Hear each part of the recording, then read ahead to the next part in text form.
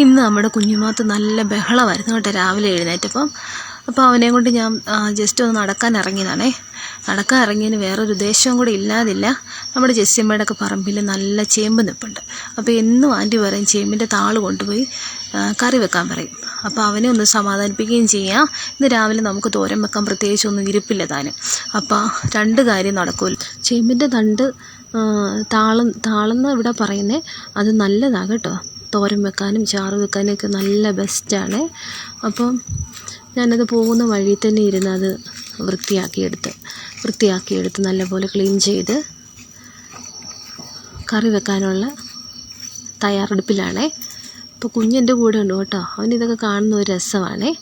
അവൻ്റെ ഒരു സന്തോഷവും അവൻ്റെ കളിച്ചിരിയൊക്കെ കാണുമ്പോൾ നമുക്കും മനസ്സിലൊരു ആശ്വാസം.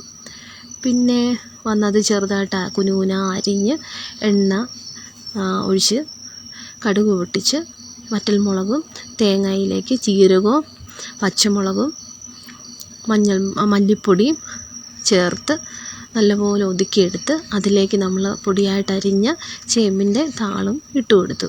അതിനുശേഷം ഒന്ന് ഇളക്കി കൊടുക്കുക. നമ്മൾ പ്രത്യേകിച്ച് വെള്ളമൊന്നും ചേർക്കേണ്ട കാര്യമില്ല. അതിനകത്ത് ഓൾറെഡി ഇതിനകത്ത് വെള്ളം ഉണ്ടല്ലോ. പിന്നെ ചെറിയ കഷ്ണം പുളി ഇട്ട് കൊടുക്കണേ. അത് ചൊറിയാതിരിക്കാനൊക്കെ നല്ലതാണ്. ചെറിയ പുളി എന്ന് പറഞ്ഞാൽ മീൻ കറിക്ക് ഉപയോഗിക്കുന്ന പുളി, കുടംപുളി ഇട്ട് കൊടുക്കാവേ. അതിനുശേഷം നല്ലപോലെ ഇളക്കി തട്ടിപ്പൊത്തി വെച്ചാൽ നല്ല സ്വാദിഷ്ടമായ ചേമ്പിൻ്റെ താള് തോരൻ